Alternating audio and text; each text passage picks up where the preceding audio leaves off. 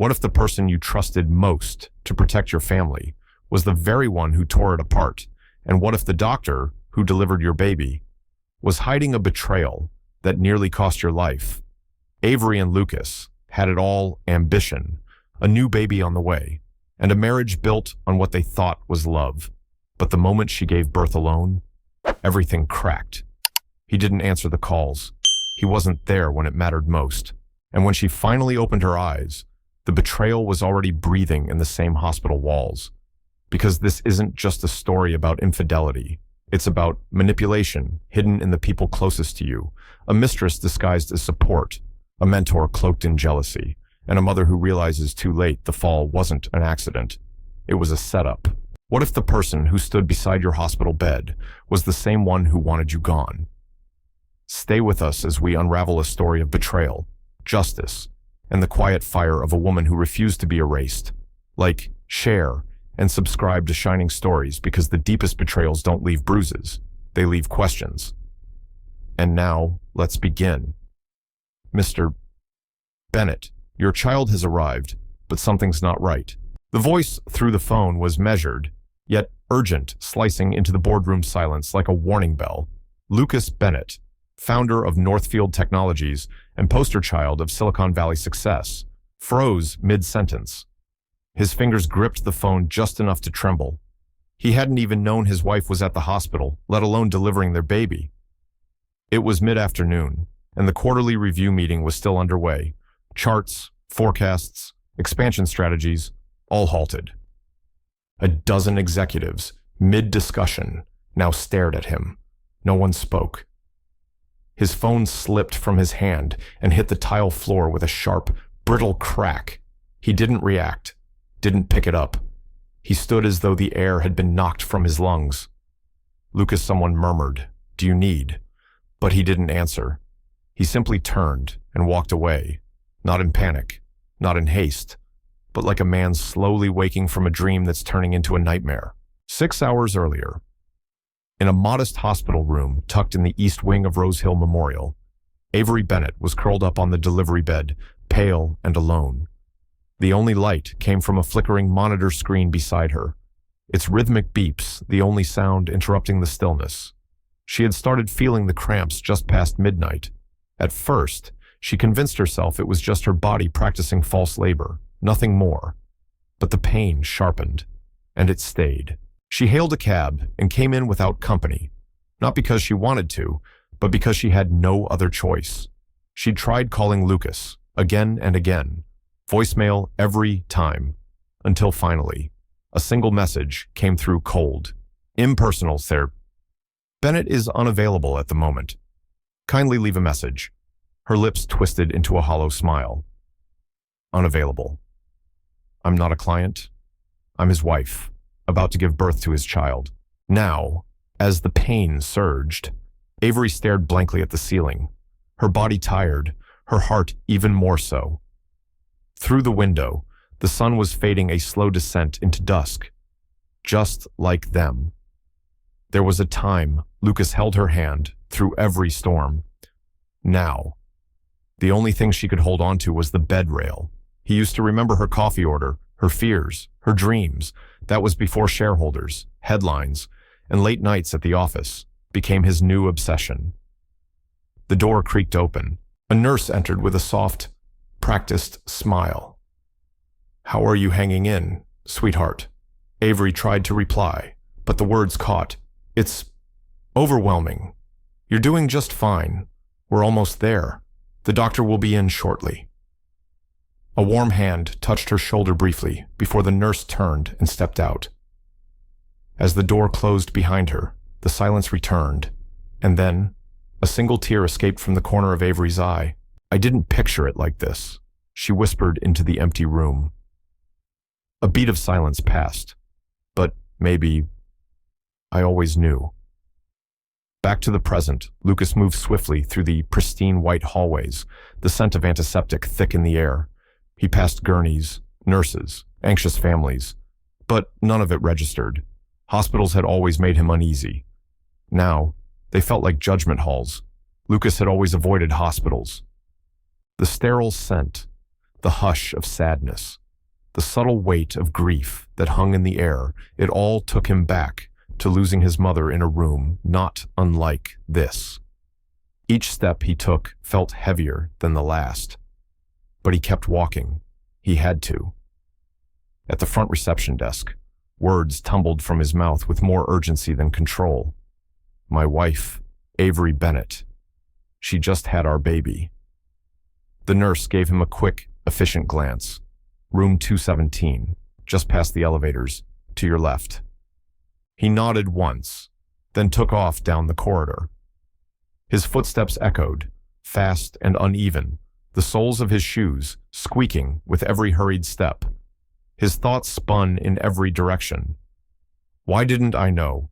Why didn't I answer her calls? What kind of man doesn't even realize his wife's in labor? He reached the door and stopped. His hand hovered over the handle. What if she didn't want to see him? What if she couldn't even look at him? He knocked, barely audible, and slowly pushed the door open. What he saw inside stopped him cold. Avery was lying motionless in the hospital bed. She looked worn thin, her skin pale, her hair damp with sweat. She wasn't looking at him. Her gaze was fixed on the small bassinet beside her. Inside it lay a baby girl, so tiny she seemed almost weightless. Her chest moved in shallow, uncertain breaths. Wires and tubes connected her to a nearby monitor that beeped steadily, mercilessly. Lucas took a step closer, then another. He wanted to say something, anything, but words felt too small. Avery, he finally whispered. She didn't respond, didn't flinch, didn't look his way. Her eyes stayed on the child. He moved closer and stood over the bassinet. And for the first time in years, his heart didn't feel armored, it felt exposed. The baby's breathing was irregular, delicate. She looked more like a whisper than a cry. A nurse stepped in, quietly checking the monitors. She's holding steady, she said gently, noting the panic in Lucas's expression. But she came a bit early. There are things we need to watch closely. He swallowed hard. What kind of things we're still testing? Could be developmental, neurological. It's too soon to tell. Lucas felt the floor shift beneath him. This wasn't a boardroom crisis or a product delay. This couldn't be smoothed over or rescheduled. This was his child, his wife, his failure to be there. He sat down on the narrow couch beside Avery's bed. Silence settled in the room like fog. Finally, he spoke, voice low and unsteady. I didn't know. I swear. I didn't know you were here. At last. Avery turned her head.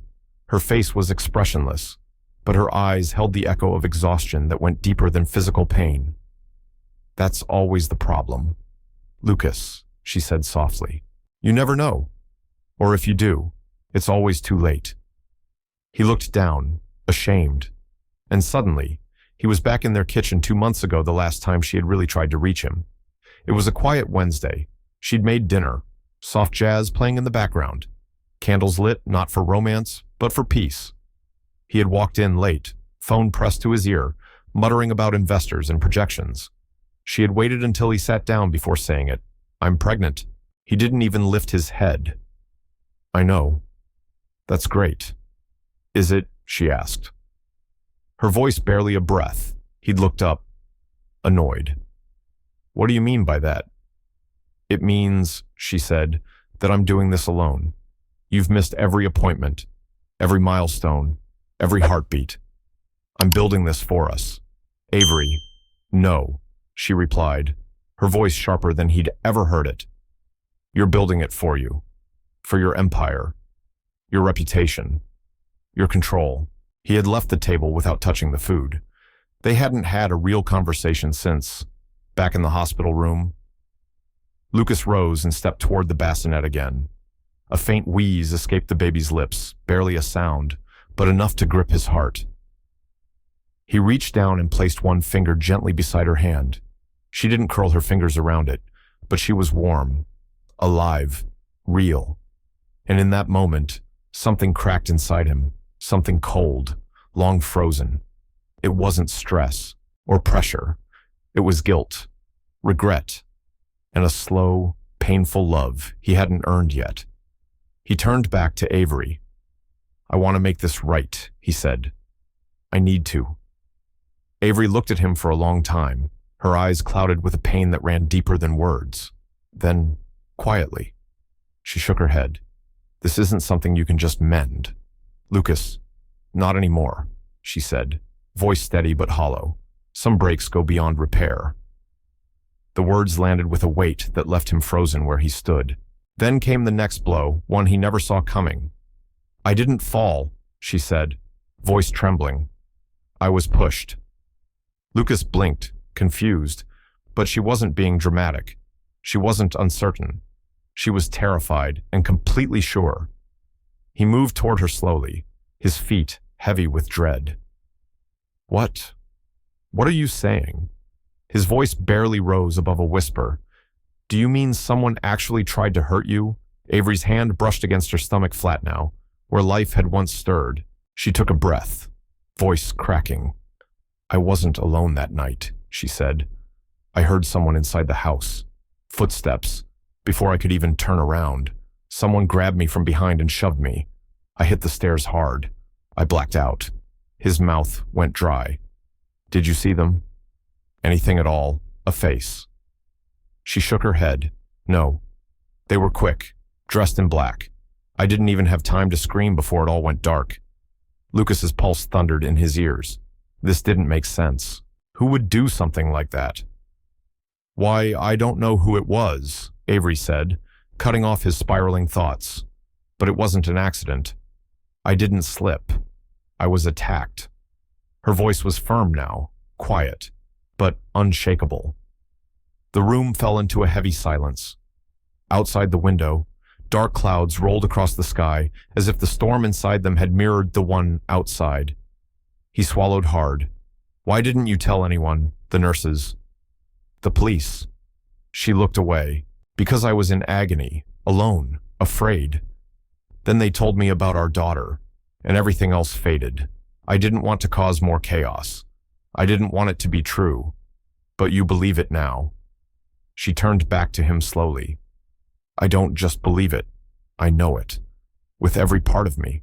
Lucas pressed his hands against his face, his jaw tightening. "Then we have to report this." "I already did," she replied without hesitation. He blinked. "You did." "A detective spoke to me while I was still in recovery. I told him everything. An investigation is already underway. Why didn't you let me know? Why didn't anyone?" Her reply came like a cold wind. "You didn't answer. Lucas. Just like always." Hours later, he sat slouched in a stiff chair inside a small, beige waiting area on the hospital's 3rd floor. Nearby, a woman quietly wept into her sleeve. Nurses passed by in hushed motion, gliding through the hallway like clockwork. Lucas stared at his hands. They were trembling.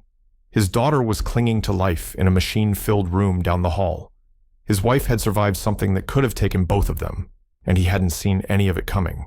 He'd been in conference calls, skimming emails, fine-tuning next quarter's rollout, and meanwhile, everything real, everything that mattered, was unraveling. He pulled out his phone, and the screen came alive with chaos, missed calls, unread texts, unopened emails. But one name stared back at him, the one that twisted his stomach into knots: Veronica. He hesitated, then opened their last exchange. "Hey, babe. Haven't heard from you since yesterday. Everything okay, miss you? Call me." Lucas stared at the screen. She didn't know. Not about the baby. Not about the hospital. Not about what had happened to Avery. Veronica was his assistant, but she had long since crossed the boundaries of professionalism. Late nights, long flights, shared looks that turned into shared secrets, and then more than that. It had begun harmless, until it wasn't. He had no idea whether Avery ever suspected, but at this moment, none of that mattered. All of it, the flirting, the secrecy, the lies, felt toxic now. He deleted the message, then erased the entire thread. He stared at the blank screen. It didn't make him feel cleaner, only more exposed. Somewhere in the back of his mind, a question began to form, one he wasn't ready to say out loud. Was this just betrayal, or was it something more? The man standing at the hospital entrance didn't raise his voice, didn't carry a badge on display, but Lucas could feel it, the quiet gravity, the sharpness behind calm eyes. Detective Raymond Ellis was in his mid-40s, tall and composed, with the kind of presence that commanded attention without asking for it. Lucas approached him, heart pounding. The detective extended a firm hand. "I'm heading the case regarding what your wife reported. She's in room 217, correct?" Lucas nodded. "Yes. Thank you for coming so quickly." Raymond gave a short nod. "This isn't something we take lightly. Mr. Bennett, if someone forced your wife down a flight of stairs while pregnant, we're dealing with more than just an accident." Lucas exhaled. "Do you think she was targeted?" "We're not ruling anything out," the detective said plainly. "But we begin with facts, evidence, access." He paused. "We'll need a list. Everyone who's been in or around your home in the last 2 weeks. House staff, friends, delivery drivers, anyone with a reason to be there." Lucas rubbed his forehead. "That's going to be a long list. We've got cleaners, building maintenance, our driver, a few tech contractors, and I'll need your home surveillance footage," the detective added. "All of it. I'll have my assistant send that over." Detective Ellis's expression shifted just slightly. "I'd recommend not involving anyone else just yet, especially not your assistant, until we know more. Silence is your safest option." Lucas hesitated.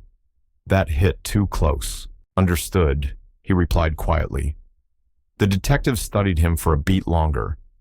"Is there anyone at all, who might have had reason to harm your wife?" Lucas didn't answer right away. His pause was just a second too long. Raymond raised an eyebrow. "Is there something I should know?" Lucas shifted his stance. "There's someone I've been involved with, outside of my marriage." The detective didn't blink. "Name Veronica Shaw. She's my executive assistant. Would your wife know about her?" Lucas looked down. "I don't think so, but I can't be sure." Raymond's tone remained even. "Would Ms. Shaw have any reason to want your wife out of the picture?" Lucas's head snapped up.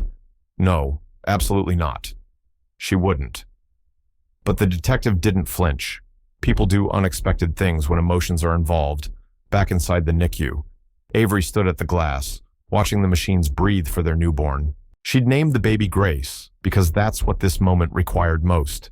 Grace to endure, grace to hope, grace to believe that something broken could still be rebuilt. Behind her, she heard the soft creak of the door. Lucas stepped in, a cup of coffee in hand. "I thought you might want this," he said, voice barely above a whisper. She didn't answer. He moved to stand beside her, both of them gazing down at the tiny life they had created. "She looks so fragile," he murmured. Avery nodded slowly. "But she's tougher than she looks." The room fell silent, not awkward, just heavy. Eventually, Lucas cleared his throat. The detective came by. He said, "He asked me about Veronica." Avery turned her head just slightly. "I figured he would. You knew I'm not blind." "Lucas." Her voice was calm, but distant. "You were gone long before today. You missed every milestone, every quiet cry for help, and you started smelling like someone else's perfume." Lucas dropped his gaze. "I didn't mean for it to happen, but it did, and I ended it today. That's the truth." She finally turned to look at him. There was no hatred in her eyes, only fatigue. "I'm not angry anymore," she said. "I just stopped trying to compete with everything else in your life." His voice broke. "But I'm here now. I want to make it right. I want to be with you, with her." Avery looked back through the glass at their daughter. "Then be here," she said softly. "But don't do it to fix your guilt. Lucas, do it because she deserves someone who shows up." Avery's eyes didn't leave the incubator. "If you're going to stay, then stay," she said, her voice flat but calm. "But not for me. Do it for her." Lucas nodded, but his throat tightened. She wasn't angry anymore, and somehow that made it worse. The next morning, his phone buzzed. It was Detective Ellis. "We've reviewed the footage from your home security system," the detective said. "There's a problem. A gap between 1 a.m. and 3 30 tai, mem. The exact window when your wife says she was attacked. Lucas sat up straighter. What kind of gap? It's missing, Ellis said plainly. Someone removed it, manually. They used an administrative access code. Lucas felt his breath catch. There are only two people who know that code, he said slowly. Myself and Veronica. There was a pause on the line. Do you know where she was that night? Ellis asked. She told me she was at home, texted me around 11. I didn't reply. Lucas hesitated. Would you like to speak with her? I will. But let me ask you this first. Your wife mentioned something new, said that when she fell, she caught a scent. Lucas's stomach sank before the words even landed. A perfume. Sweet. Floral. She thinks it was gardenia. And just like that, something inside him turned cold. He remembered that exact fragrance on his office chair, on his collar, in his car after late rides. Veronica's favorite. That night, Lucas found himself parked outside Veronica's apartment, engine idling, his hand tight around the steering wheel. Her lights were on. A silhouette moved inside. He hadn't warned her, hadn't said a word about the missing footage, or the detective, or the scent Avery had remembered. He opened his phone, typed a message, then erased it. Whatever came next, it needed to be face-to-face. He stepped out into the cool evening air, heart thudding, legs slightly unsteady. If Avery was right, if Veronica had been involved, then what he'd done wasn't just betrayal. It may have opened the door to something far more dangerous. He reached the door to her building, climbed the stairs, and paused in front of apartment 3B. He raised his hand to knock and hesitated. Each second felt heavier than the last. The scent of gardenia seemed to drift toward him like a ghost he couldn't escape. He knocked. Footsteps shuffled, and then the door opened. Veronica stood there casual, warm, her face free of makeup except for a soft, rose-colored lip tint. She wore a loose sweater, leggings, her hair tied back in a low ponytail. Lucas, she said with a soft smile. You didn't text. I wasn't expecting you. I know. He struggled to keep his voice from shaking. Mind if I come in? She stepped aside. Of course. The apartment smelled like her familiar, layered, that same floral sweetness with a trace of vanilla. It hit him immediately, exactly as Avery had described. Veronica led him into the living room, coffee tea. He didn't answer right away. His eyes scanned the room. It was tidy, warm, lived in. On the coffee table, a ceramic mug still steamed faintly. A pale pink lipstick mark clung to the rim, the same shade that had stained his collar 2 nights ago, the same one he'd found on the armrest of his office couch. His voice was quiet, but sharp. Where were you 2 nights ago? She blinked. Here. Why, what time did you go to bed? I don't know, she said, caught off guard. Midnight. Maybe a little after. I put on a movie. Lucas pulled out his phone and held it up. This was the last message you sent me. 11:42 p.m. After that, nothing. You said good night. And then nothing, Lucas said, his voice low, almost disbelieving. You didn't follow up. You didn't check in. Not even a single message after that. Veronica's brow furrowed. You've been pulling away for weeks. I figured you just needed space. I didn't think it was anything more. Lucas exhaled, slow and strained. There's a problem with my security footage, he said. The recordings from the night Avery was attacked are gone. Veronica blinked. What do you mean, gone? They were erased, he replied, stepping closer, deliberately. Someone logged in with my private access code and deleted everything from the system. Her face went pale. And you think, I did it. I'm asking if you had the code, he said carefully. Veronica's voice sharpened.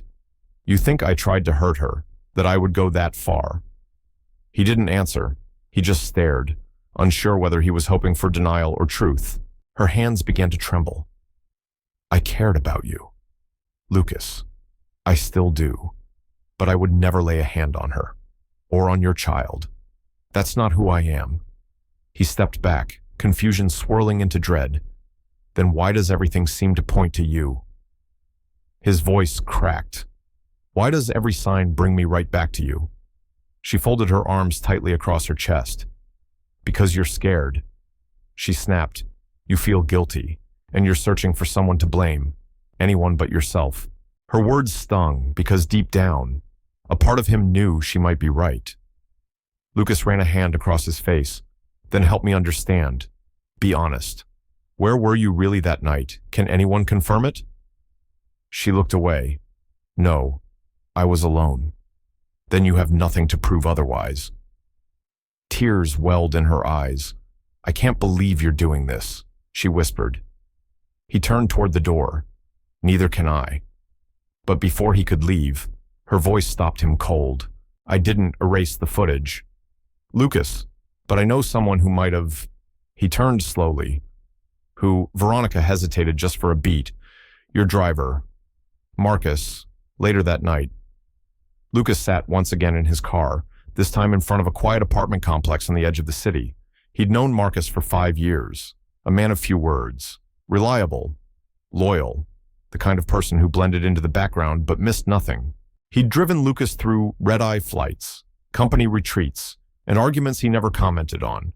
And Marcus had access to the garage and the code. Lucas rang the bell. Moments later, Marcus opened the door, dressed in a plain t-shirt and jeans. His expression showed surprise, but not guilt. "Mr. Bennett, is something wrong? I need to talk. Privately." Marcus stepped aside, letting him in. The apartment was modest but spotless. A photograph of his daughter, maybe 8 or 9, stood proudly on a side table. Lucas remembered meeting her at a company picnic once. "What's going on?" Marcus asked as he closed the door. Lucas stood still for a moment, then said plainly, "I need the truth." "Marcus, I'm not here to play games. I'm listening. Did you go to my house the night Avery was hurt?" Marcus frowned. "No, I was off duty." "Why would I?" "The police traced the deletion of my home surveillance system to someone using the admin code," Lucas said carefully. "Only 3 people had it. You, me, and Veronica." Marcus's expression darkened with surprise. "You think I wiped your cameras? I don't know what to think anymore." There was a long pause. Then Marcus sighed, walked over to a drawer near the TV, and pulled out a small black flash drive. He handed it over. Lucas stared. "What is this backup files?" Marcus said. "I started making copies of your surveillance system every night I worked. Just in case. This one's from the night in question. At least what was left before someone wiped it." Lucas looked down at the device, stunned. "Why didn't you tell anyone?" "Because I didn't want to get dragged into something I didn't understand. But now I think you need to see what's on it." An hour later, Lucas sat across from Detective Ellis in a quiet conference room at the police station. The only light came from the glow of a laptop screen. The footage was grainy but legible. A timestamp marked the moment, 1:42 a.m. The camera showed the rarely used side entrance of Lucas's house, normally locked, almost never accessed. And then a figure appeared on screen. The footage flickered, and then there it was. A shadowed figure emerged on the screen, clothed in dark fabric, a hood pulled over their head. They moved with unsettling ease, not like an intruder, but like someone who'd walked that path before. No pause, no force, just silent, confident entry. Detective Ellis hit the spacebar, pausing the frame. "Enhance that," he said. Lucas leaned in, heart pounding. As the image sharpened, the figure turned for a fraction of a second. The hood slipped just slightly, revealing a cascade of dark hair. Then the face turned toward the camera. 1 second. That's all it took. Lucas felt like the floor had dropped beneath him. "Veronica," he whispered, barely able to say her name. There was no doubt it was her, the woman he'd trusted, the woman he had shared too much with, the woman he had almost destroyed his marriage for. She had walked into his home, and now his child was clinging to life. Detective Ellis sat back slowly. "That confirms it. Lucas's voice cracked. Why would she do this? Ellis didn't blink. You said she didn't know about the baby. But maybe she did. Maybe she saw your wife as the reason she'd never have all of you. Lucas ran a hand over his mouth. She told me she loved me. Sometimes love, Ellis said flatly, is just control wearing a pretty disguise. He clicked off the monitor. With this video, she won't walk away. The next morning, Lucas stood by the glass wall of the NICU, watching tiny breaths rise and fall inside the incubator. Grace was stable, still small, still fragile, but no longer fading. Avery stood beside him. She hadn't said a word since he walked in. I saw the video, Lucas said quietly. It was her, Veronica. She's the one who came into our home. Avery didn't move, didn't blink. She's been taken into custody. He added, the evidence is clear. Still, no reply.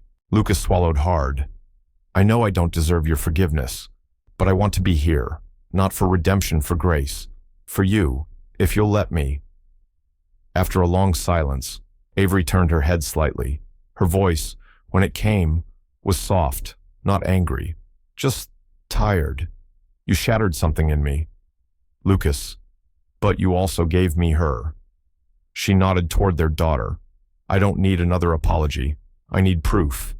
In actions, not words. He nodded slowly, one day at a time. That's all I ask. They stood side by side, not healed, not whole, but no longer drowning in secrets. The truth had finally risen, and in its harsh light, maybe something better could grow. The next day, the hospital no longer felt like a place of quiet routine. It had changed. The brightness of the halls now felt cold, clinical, as though every corner remembered what had been revealed. The nurses still moved quickly, caring for babies and whispering updates, but the warmth in their voices was gone, replaced by careful glances and hushed conversations. Lucas knew why. Everyone knew. They'd heard about Veronica, the break-in, the betrayal, the investigation, and now, the hallway whispers followed him like shadows. But that wasn't what haunted him most. It was the way Avery had begun to disappear, not physically, but emotionally. There were no more outbursts, no tears, just distance, measured silence. He had tried to explain, tried to show her that he was remorseful, but her eyes no longer looked at him the way they once had. He sat in the waiting area, eyes locked on Grace's tiny body behind the glass. She fought for every breath, her chest fluttering with each inhale like a fragile bird trying to take flight. Lucas leaned forward, elbows on his knees, hands clasped together. He didn't pray. But in that moment, he hoped with everything he had that she would one day walk out of this hospital, not wired to machines, not into a fractured world, but into light. Avery joined him after some time, her footsteps quiet but purposeful. She didn't say anything at first, just settled beside him, shoulder brushing the glass wall that separated them from their daughter. Her fingers grazed his hand, but the gesture lacked warmth, no affection, no invitation. Any updates, she asked softly. Her gaze locked on the incubator, nothing definitive. Lucas replied, "They're still running more tests." She nodded slowly. Her expression didn't shift. Her eyes never left their child. Lucas shifted in his seat, the weight of silence pressing down on him. "Avery," he began, voice tentative. "I know saying sorry doesn't undo any of this, but I need you to believe me. I never wanted you to get hurt." "I know," she said, just above a whisper, but she didn't look at him. "I know you didn't mean to hurt me," she continued, "but that doesn't change the fact that you did." Her words pierced deeper than any scream. He wanted to reach out, to close the distance between them, but it felt like trying to cross a canyon with nothing but regret. "I know," he repeated, his voice thick with remorse. "I'm not asking you to forget. I just want to prove that I'm not who I used to be." For the first time, Avery turned to look at him. Her eyes weren't angry, they were tired, not just physically. Something inside her had worn down. "You're trying," she said, "but I don't know if that's going to be enough." Lucas couldn't respond. What words could fix what he had broken? The only thing he had left was what he did next. Where is she now? Avery asked suddenly, her voice tighter. Veronica. The name made him wince. He could still picture her face, the charm, the lies now exposed. She's in custody, he said carefully, still under questioning. But they've got enough to hold her. I don't think she's getting away this time. Avery's voice dropped low, firm. You don't think she acted alone, do you? Lucas hesitated. Until that moment, he hadn't considered a wider conspiracy. But the precision of what happened, the timing, the access, it couldn't have been just one person. No, he admitted. She had help. She had to. Avery's jaw tensed. I don't trust anyone anymore, she said flatly. Not even you. It hurt. But he understood. He had given her every reason to feel that way. Still, he couldn't let it end like this. Not for her. Not for Grace. I'm going to find out who else was involved, he said quietly, but with conviction. And I'll make sure they're held accountable, no matter what it takes. The following day. Lucas sat across from Detective Ellis in a conference room at the precinct. Stacks of files, footage reels, transcripts from hours of interrogation. The room felt heavy with unanswered questions. She's still stonewalling us, Ellis said, leaning back in his chair, claimed she was framed, that someone else set her up. Lucas narrowed his eyes. Did she give a name? Not yet, Ellis replied. She's dancing around it. But I don't buy her act. She's hiding something or someone. Lucas's mind reeled. Veronica had always been calculated, controlled. She wouldn't fold easily. If she was covering for someone, there had to be a reason. We'll break through, the detective said, tapping a pen against the table. But in the meantime, our focus is shifting. We need to find out who else had something to gain. Someone who gave her access. Someone who helped make this happen. Lucas nodded, jaw clenched. They were closer now. But the truth, the whole truth, was still just out of reach. There has to be someone else, Lucas said, voice low but firm. She wasn't doing this on her own. Detective Ellis gave a slow nod. Start with your circle.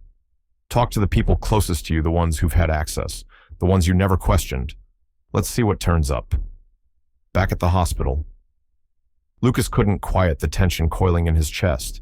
Even with Grace showing signs of strength, even with the truth about Veronica out, the feeling wouldn't leave him.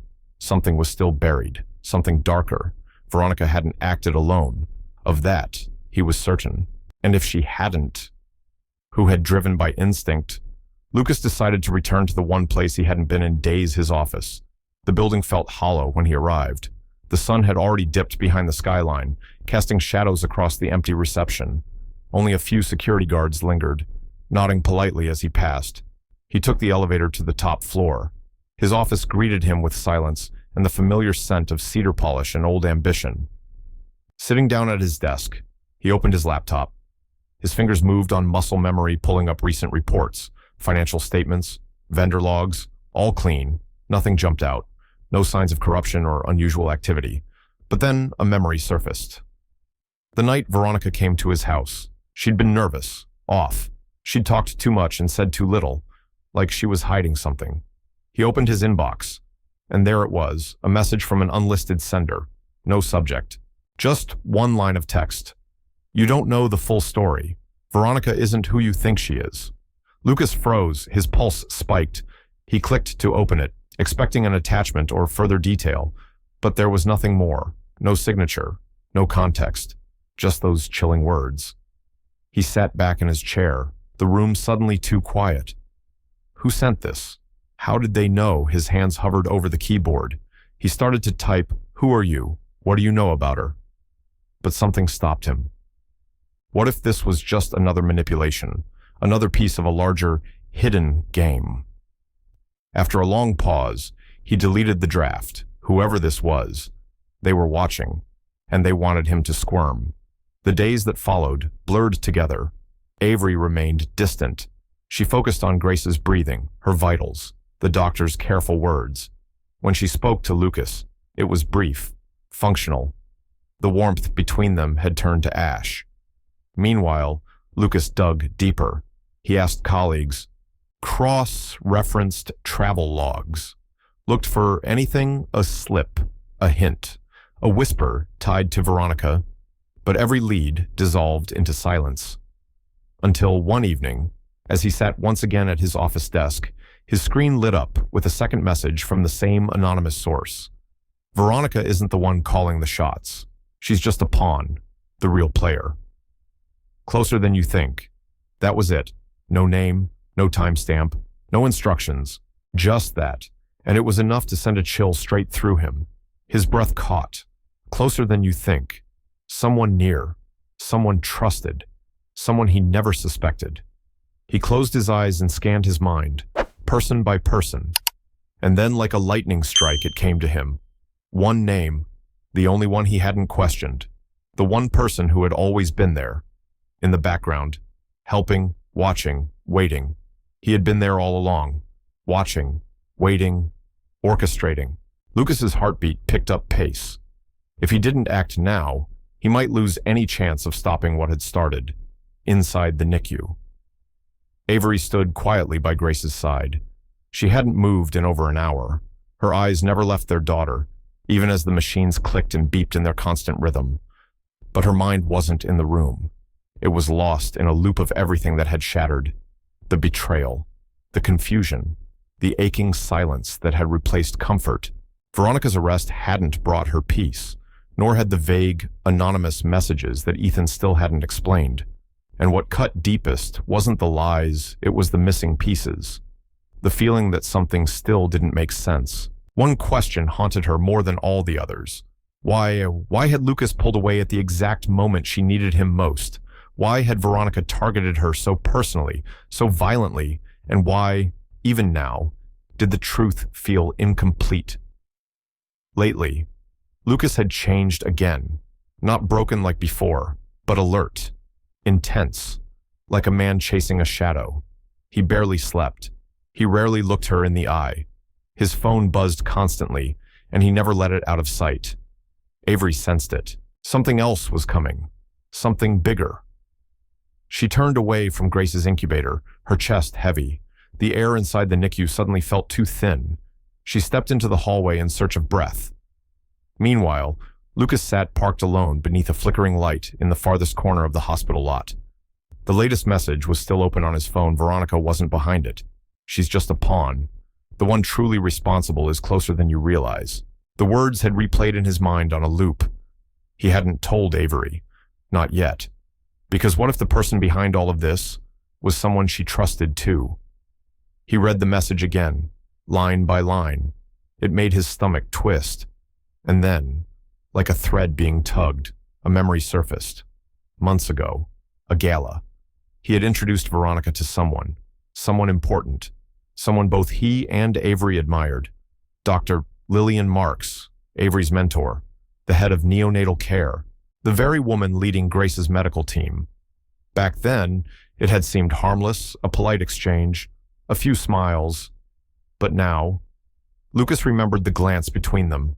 Brief, calculated, too knowing. He didn't know why it stood out now, but it did. Without another second's hesitation, he started the car and headed across campus toward the hospital's admin building. That's where they kept the access logs, the hallway cameras, the secrets behind every locked door. He didn't have the clearance, but he knew someone who did. Kevin, the night shift security tech, had worked there for years, quiet, dependable, and someone Lucas had helped once, long ago. 20 minutes later, Lucas stood inside a small, dimly lit room filled with glowing monitors and the low hum of surveillance feeds. Kevin looked up, coffee in hand. "You're not hospital staff anymore." "Lucas," he said with a smirk, "this is well above your clearance." "I'm not here as staff," Lucas said, his tone steady. "I'm here as a father, and I need your help." Kevin raised an eyebrow. "I need footage," Lucas continued, "from the NICU hallway, the last 6 weeks, and I need every keycard log tied to Veronica Shaw and Dr. Lillian Marks." Kevin paused. "You're serious?" Lucas didn't blink, dead serious. A long silence hung between them.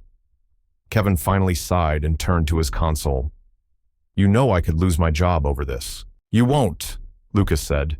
And if you do, I'll make sure you never have to worry about working again. That was all Kevin needed, for nearly an hour. He scrolled through access logs and grainy video clips. Lucas sat beside him in tense silence, eyes scanning every frame.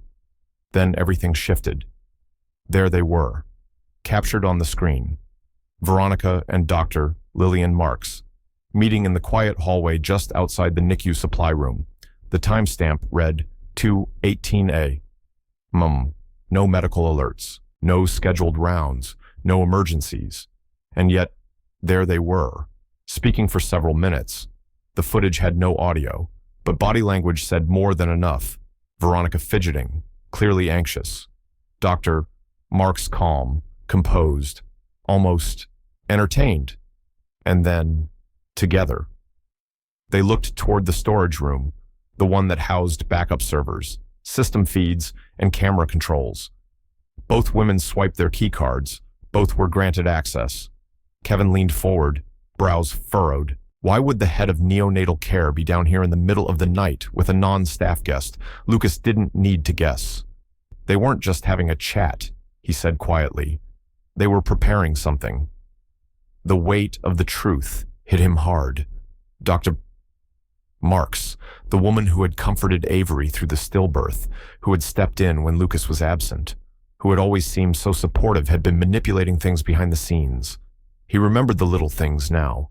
How she gently encouraged Avery to step back. How she reassured Lucas that everything was under control. How she was always present, too present, in every moment of crisis. Lucas felt his chest tighten. He had to tell Avery. But how she was on the rooftop garden when he found her, wrapped in twilight, the horizon blazing with burnt orange and gold. She didn't turn when he approached. He sat down beside her. "I need to tell you something," he said, his voice careful. Still, she said nothing. "It's about Lillian." Avery's head turned sharply. Her eyes searched his face. What about her? He told her everything.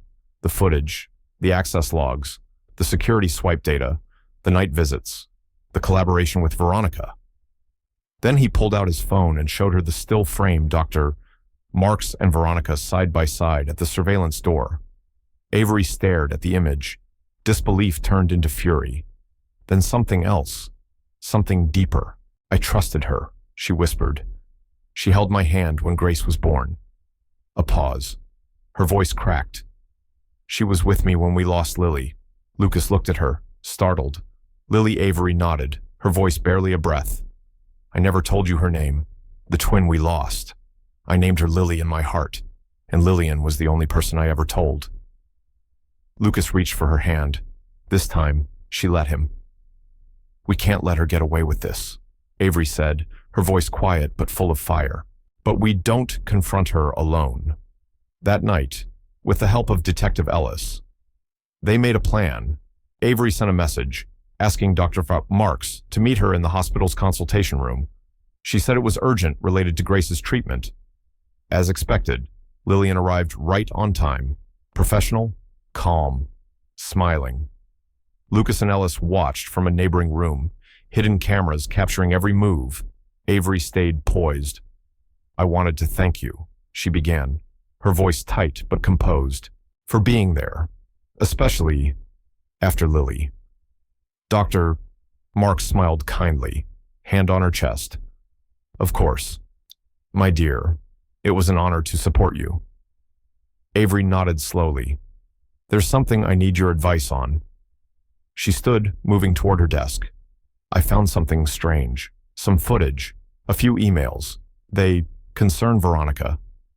Lillian blinked, but the smile never left her face. "Footage," she repeated gently. "Yes," Avery said. Her tone shifted. She straightened her spine. "And I think you know exactly what I'm talking about." "Of you and her," Avery said, voice steady but cold, "together, after hours, in restricted areas where neither of you had any reason to be." The smile faded from Dr. Marks's face. She stood up, hands at her sides. "Avery," she said, with forced calm, "whatever it is you think you saw, I saw enough." Avery's voice cut like ice. I trusted you with my grief, with my child, with everything. And you used it, twisted it. Silence. Then a soft laugh escaped Dr. Marks's lips, refined, controlled. You don't know what you're accusing me of, she said, still composed. It doesn't matter, Avery snapped. The surveillance logs don't lie. You and Veronica accessed the system together, more than once. And just so you know, the police are waiting right outside. For the first time, Dr. Marks faltered. Her composure cracked just for a second, and she took a step toward the door. But before she could reach it, Lucas and Detective Ellis stepped inside, blocking her path. Dr. Marks's face shifted completely. No more mask, no more grace. She came to me, she hissed, voice shaking, begging, crying. You treated her like dirt. And she pointed at Lucas. He discarded her like trash. She wanted to destroy you both. I just gave her the chance. Why? Lucas asked, his voice strained. Her eyes burned. Because she stole everything, she snarled, glaring at Avery. The promotions, the praise.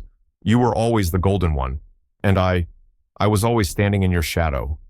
Avery stared, stunned. You destroyed our lives over envy. Dr. Marks scoffed. You're not the saint everyone thinks you are. Detective Ellis stepped forward and took her by the wrists, snapping the cuffs into place. You have the right to remain silent, he began. But Lillian wasn't finished. As they led her away, she turned to Lucas and Avery one last time. She might forgive you, Lucas, she said with venom, but every time she looks at your daughter, she'll remember what you cost her. And then she was gone. That night, Avery sat by Grace's side again. The rhythmic beeps of the monitors no longer frightened her. They were a steady lullaby, now a reminder of survival. Lucas stood quietly nearby. She turned to him, her voice low. You were right. No, he replied. We were both blind, but not anymore. Avery reached for his hand, and this time, she didn't let go. I'm not ready to say I forgive you, she said honestly, but I am ready to fight for her. With you. Lucas nodded, eyes rimmed with tears. That's all I need. They stood together, watching the soft rise and fall of Grace's breath. There were still wounds, but beneath them, something new had taken root, a quiet resilience. The truth had nearly torn them apart, but in the end, it was also what began to pull them back together. The courtroom was still. A hush wrapped around the room like a blanket too heavy to shake off. It filled every breath, every beat between sentences. Avery sat on the witness stand, her back straight, eyes forward. The morning sun filtered in through the tall windows, casting soft gold over cold marble. Outside, the world moved forward, but inside this room, it was about reckoning, justice, and truth. She looked across the courtroom. Dr.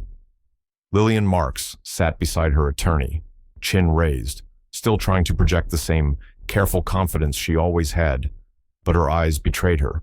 Every time they met Avery's, they flinched. Once, Avery had admired her, had trusted her guidance, her brilliance. Now, she was here to testify against her. When the prosecutor asked her to share her story, Avery took a deep breath. I met Dr. Marks 8 years ago, she began, voice steady. I was a second-year medical student. She was everything I wanted to become: brilliant, accomplished, respected. She paused. I never imagined she would become part of the most painful betrayal I'd ever face. Her voice trembled, but she did not stop. My husband Lucas and I to be continued. We were expecting twins, Avery said softly from the stand. But one day, I came home to discover my husband had been unfaithful, with a woman named Veronica. The courtroom fell into stillness. And she wasn't just having an affair, Avery continued. She was manipulating us both, and she wasn't working alone.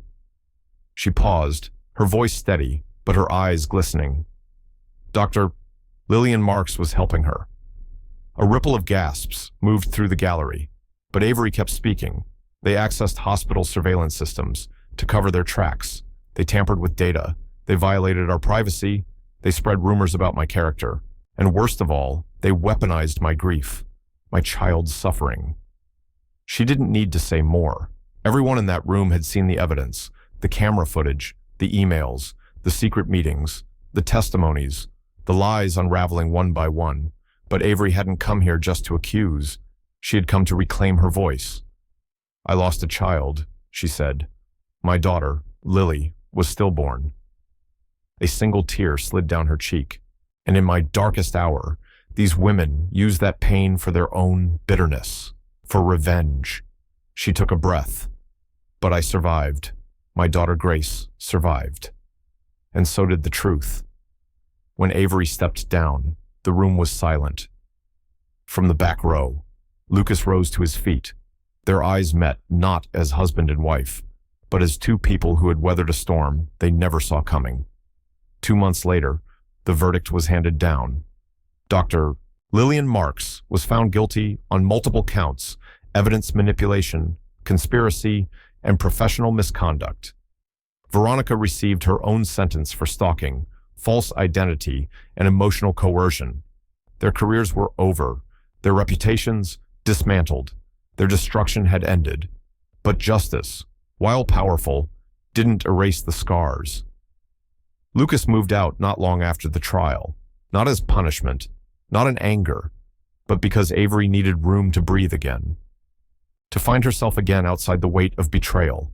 They remained a family, but now one slowly, cautiously rebuilt on honesty. Every day. Lucas visited Grace in the NICU. He sat beside her incubator, a children's book in his lap, tears often in his eyes. He whispered stories, apologies, promises. Avery watched from afar at first, unsure if she was ready, unsure what healing was supposed to look like. But as weeks passed, her heart began to soften, not because Lucas had done everything right, but because, finally, he understood the gravity of everything he had done wrong. 3 months later, Grace came home. The sky was gray, the pavement wet from a spring drizzle. But to Avery, the world felt newly washed, fresh, quiet, alive. Grace, once fragile, now cooed with curiosity. Her wide eyes blinked at the daylight for the first time. Avery held her close, overcome with emotion. Beside her, Lucas carried the car seat and diaper bag with quiet care. As they reached the car, Avery stopped. "I want you to stay the night," she said suddenly. Lucas looked at her, surprised. "Are you sure?" She nodded slowly. "You're her father, and I don't want her to begin this life without both of us beside her." That night, their home wasn't perfect, but it was full. The soft cries of a newborn, the shuffle of blankets, the whispered lullabies at midnight. No longer a house divided, but a place of slow, fragile hope. Lucas and Avery took turns, feeding, changing diapers, walking the floor late at night with Grace resting against their shoulders. They were tired, but for the first time in a long while, they were tired together. 6 months passed quietly. One crisp afternoon, Avery sat on a park bench. Around her, the world moved gently, mothers pushing strollers, toddlers tumbling through grass. Grace, now 6 months old, sat beside her, bundled in a soft yellow sweater, chewing intently on a teething toy. Lucas approached, 2 coffees in hand. They didn't talk much these days about the past, the affair, the betrayal, the unraveling truth. Some wounds ran too deep for daily conversation. But in quiet moments like this, Avery didn't dwell on the damage. She focused on what remained, what endured. "I want to tell you something," Lucas said, his voice low. She turned to look at him. "I've started therapy," he said, "not to win you back, but because I need to understand why I became the man who hurt you." Avery didn't answer right away. Her fingers curled around Grace's, warm and soft. "I'm glad," she said finally, "because that man wasn't always you." He nodded. "And you're not the woman who kept quiet anymore. I see that now. You're stronger." A smile touched her lips, real, unforced. "We both are." 1 year later. Grace's first birthday. The backyard was adorned with paper lanterns, soft ribbons, and pink balloons dancing in the breeze. Laughter echoed as friends gathered, camera shutters clicked, and the scent of cake and flowers filled the air. Grace sat in her high chair, cheeks smeared with frosting, giggling with delight. Avery stood under the shade of the canopy, heart full, eyes fixed on her daughter. So much had broken, and so much had healed. Lucas came beside her, holding a small wrapped box. She gave him a playful look. "What's this? Just open it," he said. Inside was a simple silver locket. When she opened it, her breath caught. 2 names, engraved inside Grace and Lily. "I wanted to honor both our daughters," Lucas said softly. "One who's with us, and one who always will be." Tears welled in her eyes. She looked at him, but words didn't come. "I don't know where we'll go from here," he continued. "Maybe we'll find each other again. Maybe not. But I promise to spend every day being the kind of father and man you and they deserve." Avery stepped forward, wrapped her arms around him, tightly, gratefully. She didn't say a word, because sometimes love doesn't need sound. Final reflections narrated in Avery's voice. The months passed. Grace took her first step, then her first word, and somewhere between bottle feedings and bedtime stories, I found peace. Not the kind that erases pain, but the kind that lives alongside it, grows around it. I didn't forget, but I forgave. I didn't go back. I moved forward. I didn't just survive betrayal. I outgrew it. And in Grace's eyes wide, bright, unafraid, I saw something I never expected to see again. Hope, not just her name, but the life we built around it. Because the greatest revenge isn't tearing down what hurt you. It's becoming unshakable. And sometimes, the hardest battles are the ones no one sees. Behind hospital doors, inside a quiet courtroom, between 2 people trying to pick up the pieces of what was once called love. Avery didn't choose this storm, but she chose to walk through it with grace, with strength, and with eyes wide open. And Lucas. He didn't ask for redemption, but he fought for it, not with promises, but with presence. In the end, this wasn't just a story about betrayal. It was about resilience, about healing, and about a little girl named Grace, who reminded them both what was truly worth fighting for. If this story moved you, if you saw a part of yourself in their journey, or if you simply believe in the power of second chances, don't forget to like, share, and subscribe to our channel. Because here at Shining Stories, we don't just tell stories, we shine a light on the human heart. Thank you for watching. And remember, even after the darkest nights, hope is always born again.